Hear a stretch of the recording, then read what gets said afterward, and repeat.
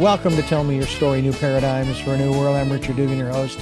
Thank you so much for joining us here on the program. We're going to dive into a conversation with a gentleman who he's got a podcast on YouTube. It's called Ears on Santa Barbara. He is the host of that podcast. His name is Mark Redmond, and we're going to talk about a lot of different things. But in particular, today on the program, we're going to talk, certainly, I know, because this is something that is, I think the best way to put it is near and dear to his heart, and that is the whole issue of the problem that we have here in America in particular, because obviously that's where we live, with people using the various illicit drugs, but more importantly, the issue of the problems with children as well as adults, teenagers and so forth, dying from ingesting fentanyl, toxic doses, if you will, of fentanyl. First of all, Mark, welcome to Tell Me Your Story, and thank you so much for joining us. Hey, thank you, Dr. D. Richard Dugan. You're the best. Go ahead and ask questions or whatever you want to talk about.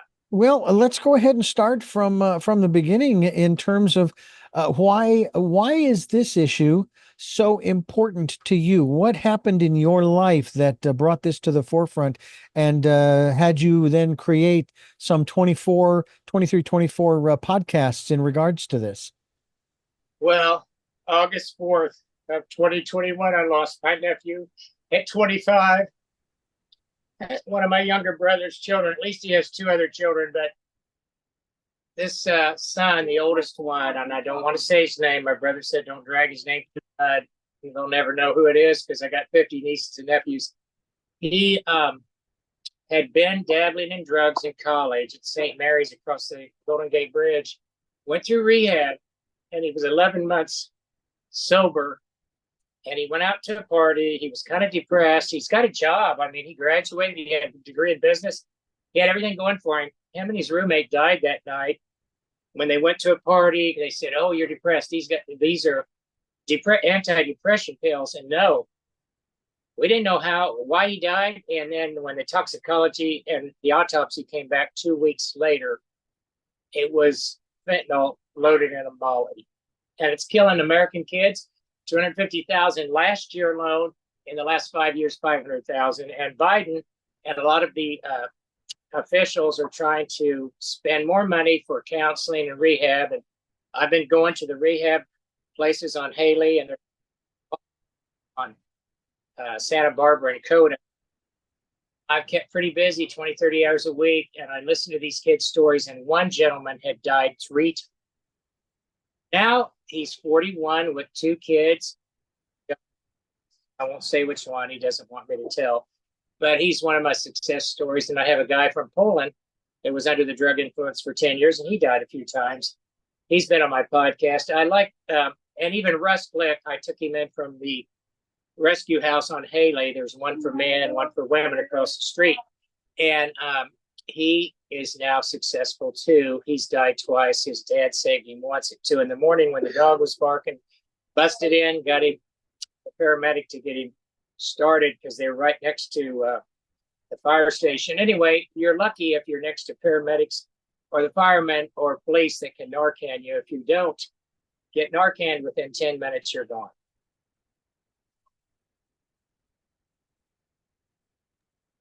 So when you decided to create these podcasts, what was your goal? What is the goal as well as the main message that you're trying to get across? I wanted to bring awareness to these young kids that don't even know. When I was at the Wildcat Lounge, popping the drugs in the back deck. "Hey, you want a Molly?" I said, "There's fentanyl in that." They go, No, it's not. It's only in cocaine and heroin." And I said, "Excuse me, the doctors at Cottage Hospital are signing the death certificate of kids that have died of fentanyl."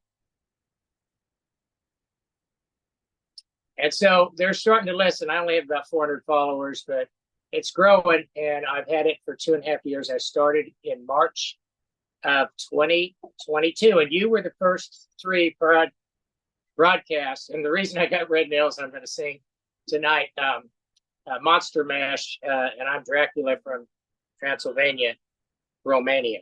Mm-hmm. I have fun. I talk to these college kids. And a lot of them now are trying to stay committed and on their program and go on to their meetings. And you have to do that, because if you slip away from the meetings, you go back with these friends, and then they design fentanyl to be addictive. They don't care how many they kill. China makes it. Mexico sends it through truck, tunnel, plane, boat, any way they can get it here. Mm. So when you decide to create one of these podcasts and obviously get this message across, which is certainly very important, what is your plan, if you will? What is your process in terms of compiling the various elements that go into creating this podcast, these podcasts, the 24 of them that put out this message that you're trying to get across to people? I want, and the priests have helped me at the churches. I've gone to the Hindu temple and talked to the Maharishi. I've been to Baptist, Methodist, went to Episcopalian for a while. And they threw me out of the Episcopalian church because I would clap and say hallelujah. And you can only do that at the Black Friendship Baptist Church off of Coda and Milpas. At Reverend Reginald, I go about once a month to his service on Sunday at noon. There's a lot of very good motivational speakers, and you can go and get help at counseling centers or talk to your priest, your minister, your Maharishi, and just stay focused and hit the target and stay off of those drugs instead of sitting on the couch and doing dirty cocaine. You can shoot it now. I never did anything but marijuana in college. And I started slurring my words on the radio, and they go, "Hey, Mark, you're going to lose your DJ job. You sound like some drunk." So then I quit. And I told my brother, "Don't smoke that marijuana in the house while I'm studying. I'm going to get secondhand." And so he'd go down to the friend's house or tell me to go to the library while he and his friends smoked. He goes, "It's okay. It's organic. It's Kansas weed." And I understand now the weed is 3 times stronger than it was in the 70s. Anyway, horses make me happy, and kids that stay off of drugs make me happy. Yeah. So what are your thoughts in regards to what has happened across the country and obviously here in California in terms of the increased availability as well as making specifically marijuana and the subsequent various different products legal in California as well as across the country? What are your thoughts in that regard?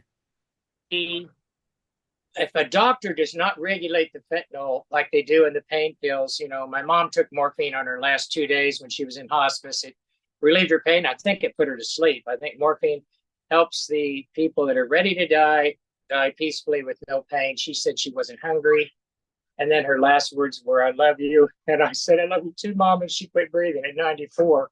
But she lived a good life. She taught me to be healthy, eat mostly fruits and vegetables and some proteins, more fish. She said the meat's too thick with fat and it will clog your arteries and you'll have a heart attack in your 70s. And by the way, I just turned 70 July 20th. You're just a youngster. You're in your 60s, sexy 60s. Indeed, I appreciate that. I was never one who got into, let alone marijuana or anything else, and it wasn't because it was bad or dangerous or illegal. It just didn't interest me. Well, good. Uh, you know, and now I will say that when I was in my late 30s, and I'm going to kind of sound a little bit like a former president when I say that I did inhale twice. I only tried it 2 times. I didn't like it. I would have preferred a beer to that, and it burned my throat. The last thing I need to do is burn my throat. So I was never really into that. Well, you know what? A lot of kids like that kick. It gives them a feeling of floating, and when they have anxiety, it kind of relieves that anxiety where they're not worried about, "Oh, I'm going to lose my job." What you need to do is stay focused and exercise. Use exercise, get an adrenaline rush, not a drug-ridden rush.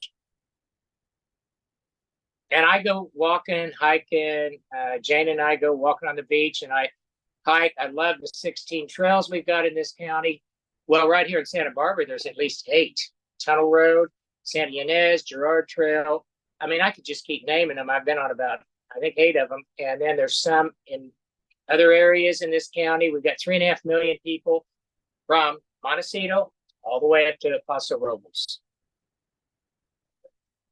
And of those 3.5 million, every month there's 15 to 20 deaths due to fentanyl. Wow. It's growing. It's not getting smaller. When I came here, it was 10 to 15. Now you get about 20 to 25 every month. The Cottage Hospital tells me the numbers. They don't tell me the names because of the HIPAA rules. Right, right.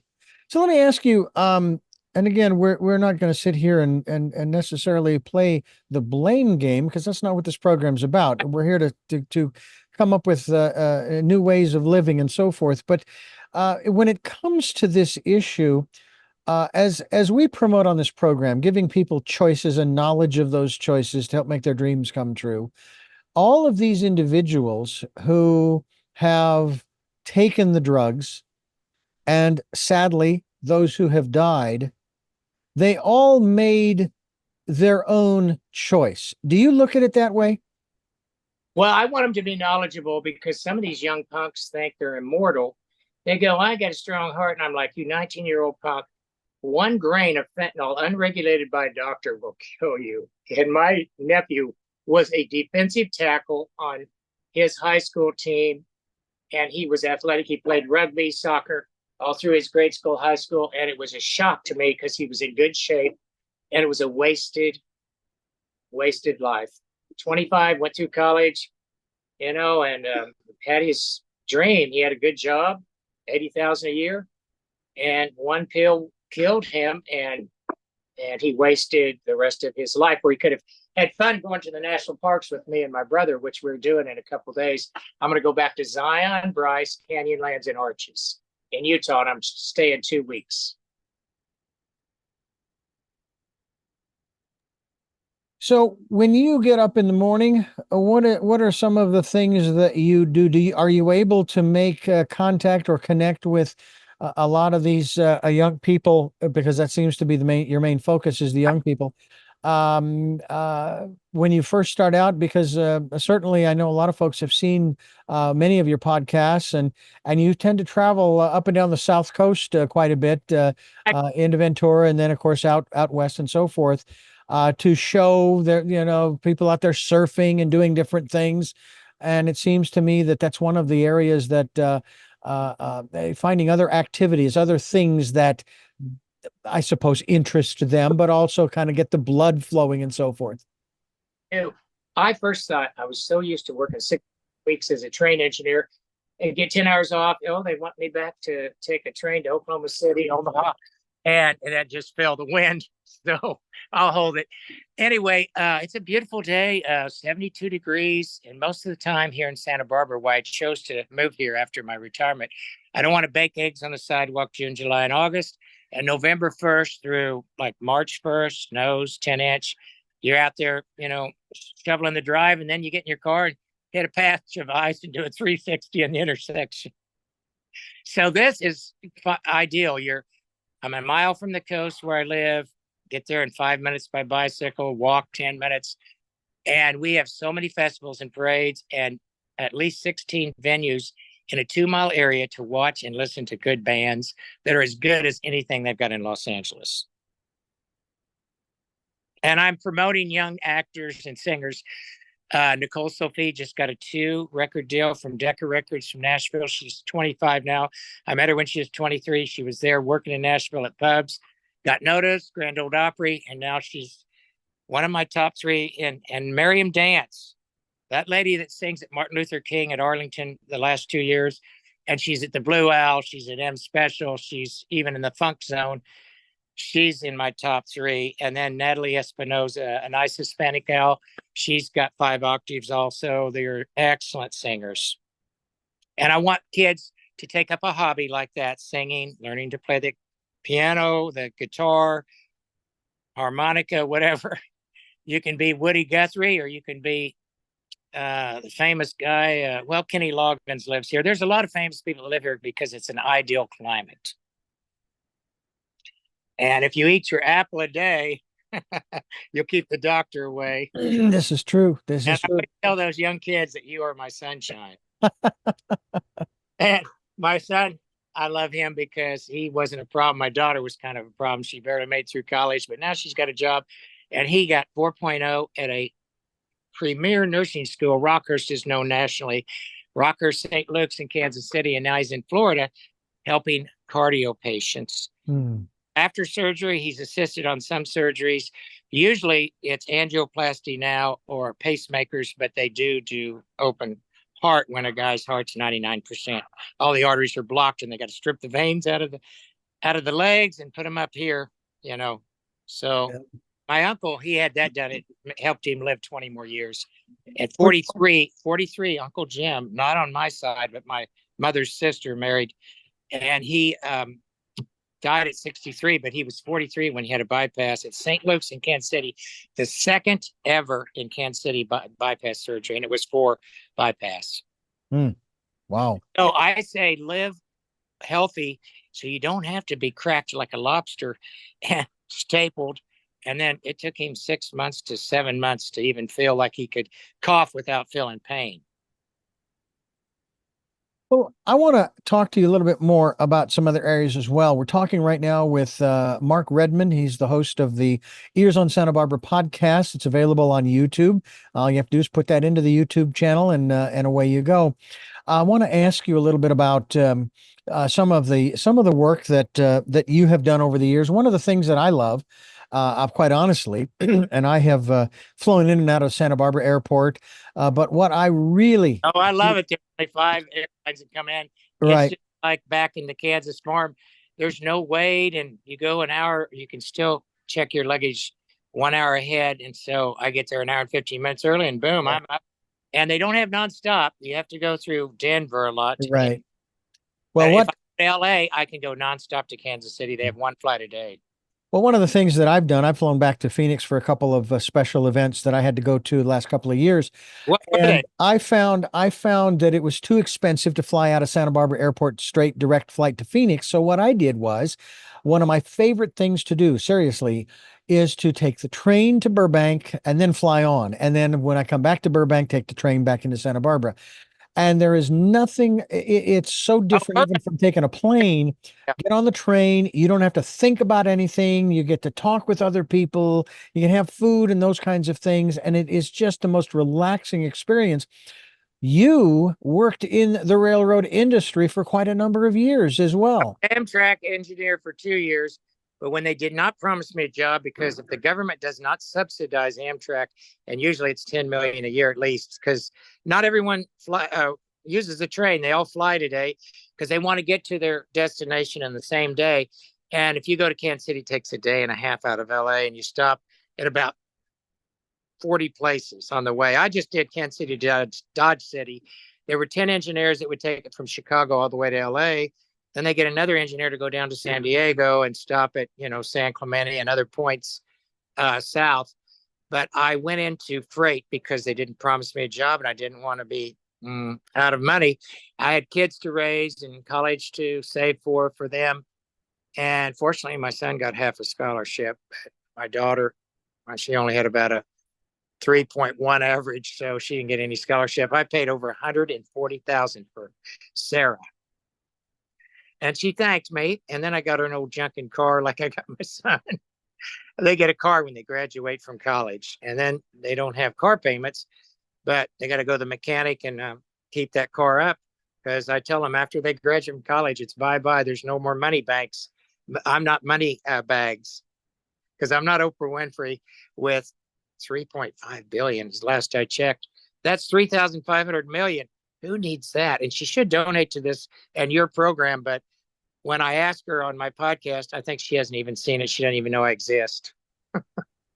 Well, let me People, ask you, let me ask you about your experiences in the railroad industry because it is something that it still exists in this country.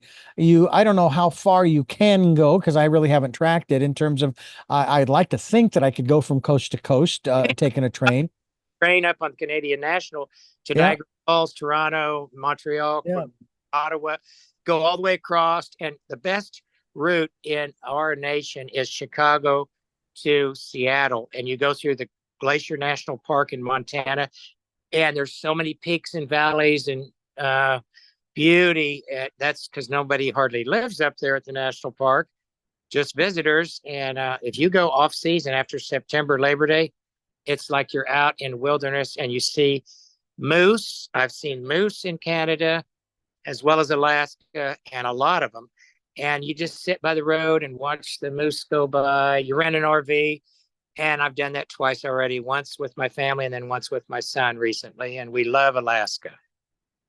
It's the last frontier. Do you miss working for the railroad? No, I did it first. What am I going to do? I was so used to getting up at all hours of the day. My circadian rhythms were like this. And I thought, what am I going to do? So then I thought, I'll volunteer. I'll be a crossing guard. So I was 2 seasons as a crossing guard, and they had me on as the happy crossing guard at 75th and Quivira, the second biggest intersection in Kansas City. And because I was in shape and I got the kids across about 70 a day from their apartments to their school, Shawano, an Indian name. And then the Trail Ridge Middle School, same school my son and daughter went, it was right across the street. And these little kids that are in middle school think they're going to shoot me with water guns. And I said, look, Brian, I know the principal. And if you shoot me anymore, you're going to be in detention for at least 3 days. So then I got them to quit shooting water guns, especially at my crotch. They thought that was funny. You know, young derelicts, they got to try they're going to say, hey, look, I can get that crossing guard and get him all wet. And they dare each other. They do things like that. And I know I was a kid once. Yeah, my brother Paul got in trouble he was the guy who brought the groceries from the town store 2 blocks to our high school, and he got his free lunch. And he and 4 other wrestlers broke into the high school, climbed up the downspouting from the shop, and the music teacher always left the window open. They went in there and went down to the cafeteria, and they broke 10 dozen eggs against the cafeteria walls, and they would have got away with it. But one kid that was with him was a sophomore, and his dad caught him sneaking back in the house at 9:30. He was supposed to be home at 9. And he was questioned, and the kid ratted on Paul and the rest of them. They all got probation. And they had to pay a $500 fine for, you know, being delinquent and vandalizing the high school. Because they all got it in the library, and they had 6 stacks of library books, and they shoved them over like dominoes. Paul said he didn't do that. He just threw eggs. But he was kind of cocky back then. My older brother, he's a year and a half older, and that's the one I'm going camping with. Well, let me ask you a reminder to our listeners here. This is Tell Me Your Story. I'm Richard Dugan. We're talking with Mark Redmond. He is the host of the podcast Ears on Santa Barbara, available through YouTube. I want to ask you, you mentioned earlier about the different, we'll call them the religious, I like to refer to them more as philosophic or philosophies. But you mentioned the different groups that you have gone to talk about this and get their support and encouragement. What are your philosophical underpinnings, if you will? What is it that you believe that's near and dear to your heart, if you will? I just want everyone in this nation and all over the world. That's just in the United States, 250,000 deaths in the last year. I want everyone to have a full glass like me and have 1 cup of coffee. My drug is caffeine, and that's it. And water and pineapple juice. I like that. And a variety of fruits and vegetables. And, you know, I just want everyone to live a very productive life and have time for the freedom to do what I'm doing now. Go to the national parks, our best kept secret. If you could, go ahead. I think what I want is everyone to know that don't take any drug. Don't be like Rush Limbaugh and Dr. Shop just because, oh, I like this one. It makes me feel good. And he was on 10 different drugs like Elvis when he died in his late 50s. And he was raised in Missouri and was our announcer for the Chiefs in the 70s. And then Rush started his show, and he's a big bag full of hot air because I don't believe in hardly anything he believed in. Poor old Rush, kind of like Hannity. They're full of hot air. They don't tell you the truth. They stretch the truth, and I don't like liars, And that's why I will never vote for Mr. Trump. Hmm. Well, the interesting thing for me is the fact that you chose to take on this particular element of helping people, and I take it that this is something that is going to be going on for quite some time, unfortunately. Yeah. Uh, And I felt shocked when my sister-in-law called me yeah. that he died. I said, what? A car wreck? No, we didn't know. And when the autopsy came back 2 weeks later, it was fentanyl and Molly. Mm, And I don't want any more parents bearing their children crying at the funerals or the cremations. yeah. No, I hear you. I do. I do indeed. It's a sad situation, no, to say the very least. That excuse And me. mind off of it, I go out and sing karaoke with a bunch of friends, or I do comedy now at the Blue Owl, Soul Bites, and I was with Carol Metcalf a couple times at the Java Station, which is only about 7 miles away on Modoc Road and Turnpike, Mm, or no, Hollister and Modoc Road, right across from that Creekside Tavern, where I once left my wallet, and the waiter took it, put it in his locker, and I thought, oh well, it's gone. The next day, I get a call because I had a phone number in there. If lost, call this number. He says, "Are you Mark Redmond?" I said, "Yeah." And he goes, "I think I got your wallet." mm. Oh, thank God. And I gave him $20. There was only $15 in there, but I went to the bank and got money because I said everything was in there. My insurance card, my credit card. I only have one credit card, by the way. I think it's stupid to have all these. I just have Southwest Rapid Rewards and charge as much as I can, but you got to pay by check. The taxes here every year on this 3 bedroom are $8,400. Mm. Wow. Wow. Kansas City, my house with the same size was 2,600, Mm. and at least 3 times the tax rate. But you live in California, you got to pay for the ocean. That's how I see it. That's one way of looking at it. Yes, I would agree. And someone says, "Why you still got that long beard?" I said, "I am Santa Claus again, November 1st through December 23rd at Blissful Boutiques and the rest of the mall." Now they go on a walk, Mark. You've been in this shop for 2 hours seeing kids, and I walk out. And on every Friday and Saturday night, they've got the snow falling, which is the bubbles. It looks like real snow at 7 p.m. starting November 15th. They'll start the snow in the mall. And I love it because the kids clamor around me and I'll give out a candy cane and they'll go, "Hey, mommy, I saw Santa a month early." Absolutely, And absolutely. Well, he is indeed, folks, the spitting image, if you will, especially with the beard. she came Um, in, the 7-year-old girl, Brenda, her mother says, "Now go say hi to Santa." She goes, "I don't know if he's real. I saw one in the Ventura Mall and I pulled his beard. It came off." So I said, "Hey, I am the real Santa." And she pulled and I went, "Ow." And she goes, "Mommy, he is the real Santa." I laughed. After they left, I started laughing. I couldn't hardly stop. well, I'll tell you, back when I was working in Phoenix in my 20s, working for a local religious station, they were doing a program, not a program, but a toy drive. And it was Toys for Joy. That's what we called it, Toys for Joy. And what We we had did was tots.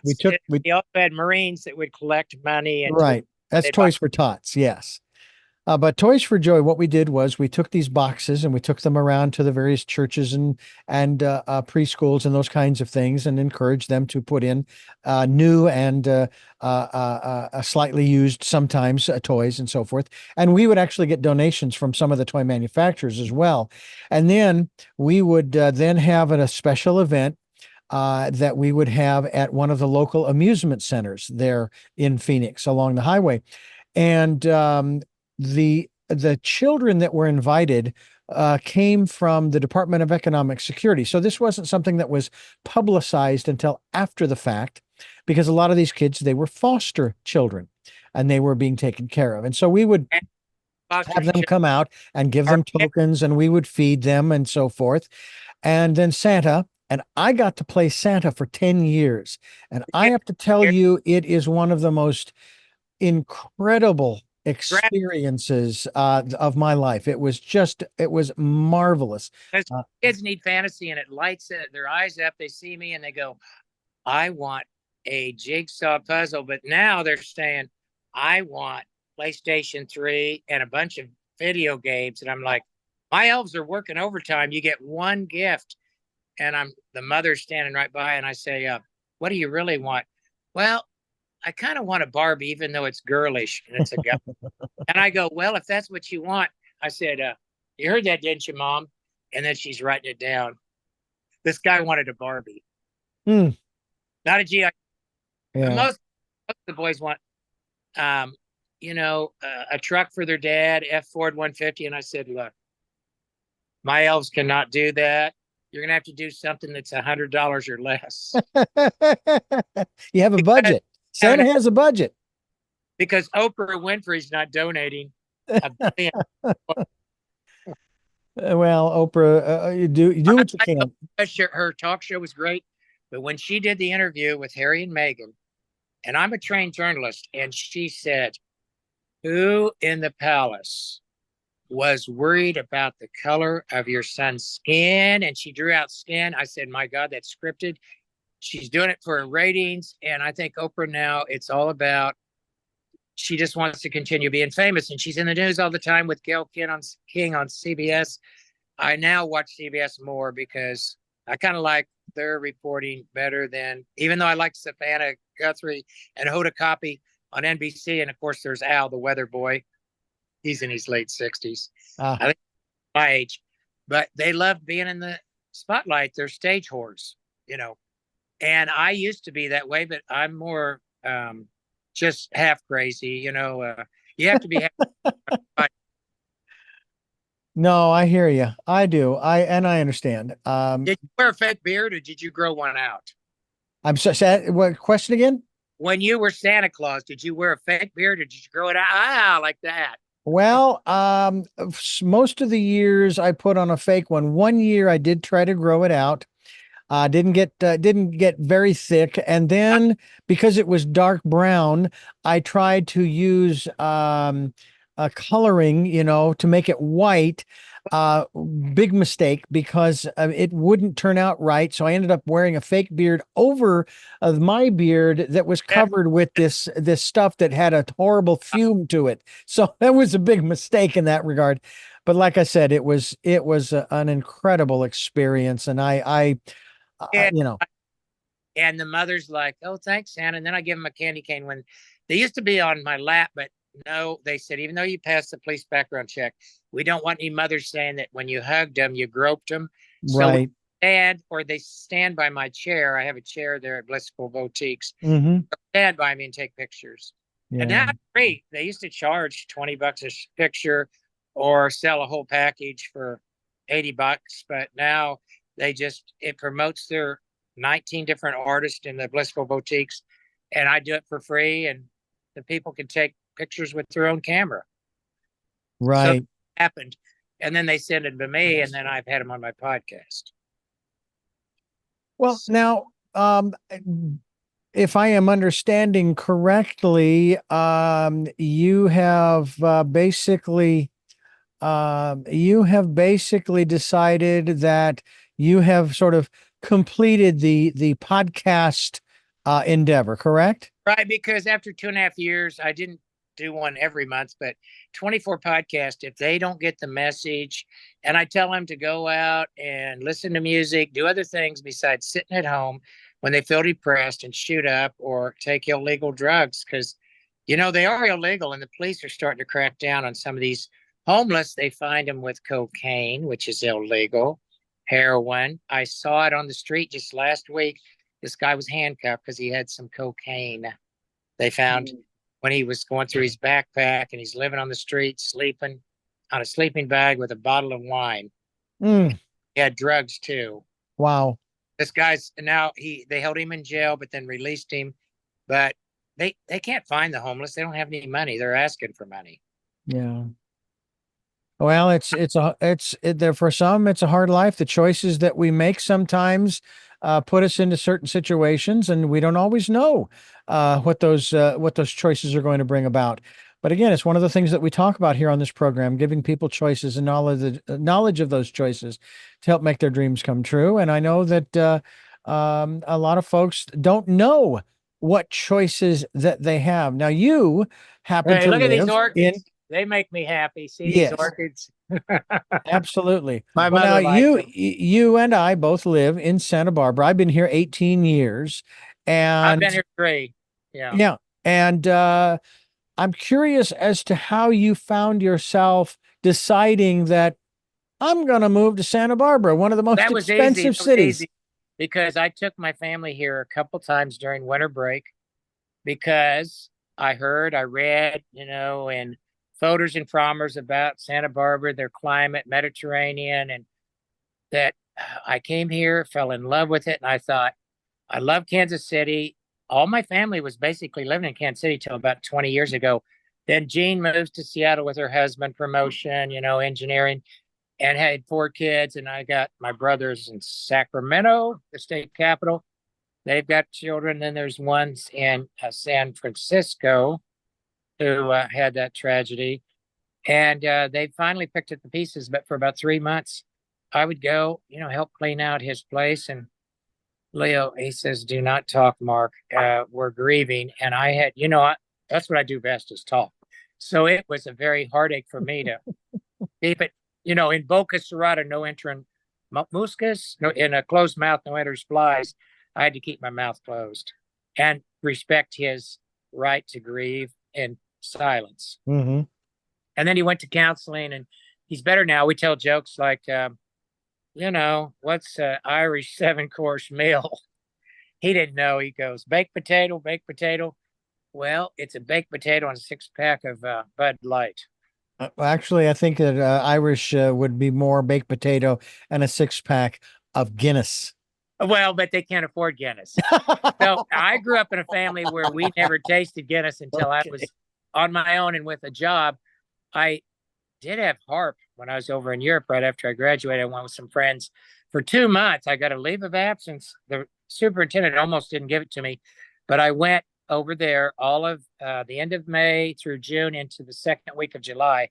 12 countries, started in England, went all the way down to Greece, all the way up to Denmark, all the way over to Amsterdam, then back to London. We covered 12 countries, which would have been England, France, Switzerland, Germany. You did Yugoslavia back then. Belgrade was the capital, and now that's all split up. So is Czechoslovakia. Had to have a special visa to go to Czechoslovakia. So 2 months before we left, we got that. And we were there in Czechoslovakia, Prague on July 4th of 1978. And they knocked on our door at 10 p.m. because we were singing God Bless America and the national anthem. They said, quiet after 10 or we're going to send the police. So the 6 of us that were in that room sleeping on the floor, we would stay in hostels or C-class hotels because, I did the whole summer for like $1,800 and that was food included. That was a great tour of Europe. That was the best trip, I think, other than Alaska that I've ever taken in my life. Mm. And I learned a little Spanish more. I took 1 year in college and I learned a little bit of German, like Dankeschön, when the lady gives you a second cup of coffee, and Wunderbar and Scheiße means shit. I learned all the bad ones too. So if somebody called me a name, I'd know what they were saying. Ah, there you go. But my mother always said only white trash curse. So every now and then I'll stub my toe and the GD comes out and I go, well, I'll have to go to confession for that. And then the priest gives me 3 Hail Marys, 3 Our Fathers, and the act of contrition. Oh my God, I'm heartily sorry for having offended thee. That's how the act of contrition starts. Mm. I was an altar boy, so I knew my Latin prayers too, because we switched over to English when I was in 8th grade. Oh, wow. Our farm country, 1963 was when Pope John the 23rd said we're going to start having masses in English, especially in America, and not Latin. And we're going to face the people instead of facing the altar. So you get more communication. And I thought, great. So I had remembered Kyrie eleison and all these prayers. And I thought, oh, great. I don't really think Latin's a dead language. So I loved the English and I loved the modernization of the church. And I don't believe in everything the Catholics tell me. And it's very guilt-ridden and very conservative. And a lot of them vote on one issue, abortion. Mm-hmm. And it doesn't matter if they're better off voting for the other guy. They vote for Trump because of the abortion issue. That's where he gets a lot of his votes, and he gets a lot of them from the South, from the poor boys, or they call them white trash, KKK, and a lot of other names. They're the ones who stormed the Capitol and $30 million damage January 6th, 2021. While he sat watching it on TV at the White House with a bucket of Kentucky Fried Chicken, didn't come out until an hour and a half later, after they had already threatened to kill Nancy Pelosi and Pence. They wanted to hang the vice president because he didn't stop the Electoral College. So I do not want democracy being jeopardized, and that's why I will never vote for the Trump-Vance tickets. Well, let me ask you what you have on the horizon. What's I know you've got a trip immediately coming up, but long term, what are your plans in this regard? Well, what I'm going to do is try to have more Mark fun, because I've even had dreams that my own son and daughter died of fentanyl. So it's getting too close, and I got to stop. And the message is there. All they have to do is refer back to the last 24 podcasts from the last 2.5 years. And those are available on YouTube, folks. So we hope that you look them up. Richard Dugan's Tell Me Your Story, which we're on right now. And I think you've got a great thing going. You've interviewed over, 800 people? Oh, my goodness. I've been doing this for 17 years. That's probably over 1,000 or more. Well, here's your star for doing that. And my shirt says, "This family loves Christmas." Oh, there you go. Because I'm Santa Claus. I'm the real Santa from the North Pole. Yeah, well, I mean, I know there's some stores that are already putting up the Christmas Christmas supplies on the shelves. Oh, they start in late September, and it's already September 18th. Yeah, and we haven't yet done Halloween and Thanksgiving. But well, I'm doing Dracula tonight. I'm going to sing Monster Mash. It was a graveyard smash. Well, the funny thing too is they got an early start on Christmas because Thanksgiving is on the 20th. I think it's on the 28th. I'm going to my brother's for Halloween. Yeah. Oh, okay. He's having a little wonderful. About 20. Well, I'll tell you, Mark. Here I come. Yeah. Well, I'll tell you what, we're fast running out of time, but I have 3 final questions that I want to ask you. But before I ask you those questions, I want to thank you for listening to and watching Tell Me Your Story, New Paradigms for a New World, where we're giving you choices and knowledge of those choices to help make your dreams come true. We are here on Sundays at 7 a.m. and 7 p.m., Monday mornings at 1 a.m., Wednesdays at 9 a.m. for a special edition of Tell Me Your Story. And we're here Monday through Friday from 8 to 9 a.m. following the news, streaming live at those times at richarddugan.com. Podcasts are on SoundCloud, iTunes, TuneIn Radio, Spotify, Stitcher, Player FM. We're also on YouTube, where you can watch these conversations, and I hope you'll subscribe and click notifications so that when I post a new conversation, you'll be notified and you'll be able to tune in and listen in. We hope that you'll do that.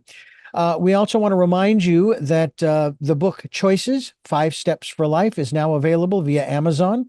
That is my first book, and it is now available. I hope that you'll get a copy, either the hardcover, the paperback, or Kindle. Audible will be available sometime, hopefully in the next month. I'll be recording that and making that available as well. So please avail yourselves of that. It's, again, called Choices. And then if you'd like to support the work that we're doing financially, we would greatly appreciate any support you can provide. We have a PayPal account. It is there for your security as well as ours. And all you have to do is put in the email address of richard@richarddugan.com and then put in the amount and send it on, and we will be ever so grateful for anything that you are able to send us. We also ask that you take time during the decade of perfect vision, to spend time going within to that quiet, peaceful, calm, still place, listening to that still small voice. With all of that, we now go to our final 3 questions for our very special guest, Mark Redmond. Artwork at the one upstairs at Center Stage. They have it every 3rd Thursday of the month. I did that. It's a bunch of Jayhawks surfing with the sandy beach. All right. Well, let me ask you those 3 questions before we wrap things up here. And the first of those is, who is Mark Redmond? I am real, and I care about all lives. All lives matter, and I do not want any more of these sudden deaths that shock the family. They tear up parents. Some of them have committed suicide when their kids have died. And then the whole world is grieving. And I think China should stop producing fentanyl in these drugs, but they make money. And it's right. and kids go to it like flies because they're being dumb. Eat an apple instead of, Yeah. dirty cocaine, heroin, or mollies. Next Hey, I want to know, what was this lightning? And you got the world behind you. Are those lightning rods coming down, the white? No, those are actually profiles of two individuals having a conversation. Oh, now I see. I never did the silhouette. I wasn't good at Rorschach's ink blot. Yeah. I do see they look like an older guy on the right and a younger guy with a pointed Italian nose on the left. Yeah. Well, my second question to you is, what gets you up in the morning? Cup of coffee. Hey, the sun. My favorite thing in Santa Barbara is to walk out on the pier and see the sun come over the southeast and then watch it kind of go down in the San Ynez Mountains at night. And right now, our days are limiting about 4 minutes a day shortened. So it gets dark now about 7:30, not 8:40, the longest day of the year, June 21st. And wait until another month. We go into, November, October, November, the first Sunday in November. My God, it gets dark at 5 p.m. And then in the summer, it gets dark at 8:45. So you've got at least 3.5 hours more in the summer. So I like the long summers. The winters, I have to read more and, be more of a mole because it gets dark so early. You better get up at 6:30 when it gets light in the winter. And then, it gets dark about 5 p.m. Around Christmas. Right. Well, my final question. What was your best day? Oh, ever? Watching my son and daughter get, delivered. Life. And they were a joy. They kept me busy. Otherwise, there were times when I was ready to just strangle them, but my mother taught me don't take away privileges. So I put my daughter in timeout for a month's grounding when she snuck out at 14 to see her boyfriend at midnight. Heard her coming back in. I was home that night. Said, Sarah, what are you doing coming in at 2? Oh, Dad, I went for a walk. I said, no, you didn't. No, you didn't. And it smells like you've been around alcohol. I could smell her breath. So my wife agreed a whole month. Couldn't do anything but help clean the house, do the dishes, because we used to do all that, and gave her extra chores. Oh, but Dad, I got to do my homework. Well, you're going to have to do this and your homework. Figure it out, girl. She learned to sneak out and go see her boyfriend. And then we got her, the the pill that women take. It's a birth control pill. Yeah. Well, Mark, thank you so much for being on the program today. Thank you for sharing your story. And we thank you for listening to and watching Tell Me Your Story. And until our next broadcast, podcast, videocast, love Talal. Jeanette, I am still listening. Dad, continue to be happy because I am. Smokey, I'll see you on the other side. And to my dear friend, Zorro, aho. Yeah, I want. Aho.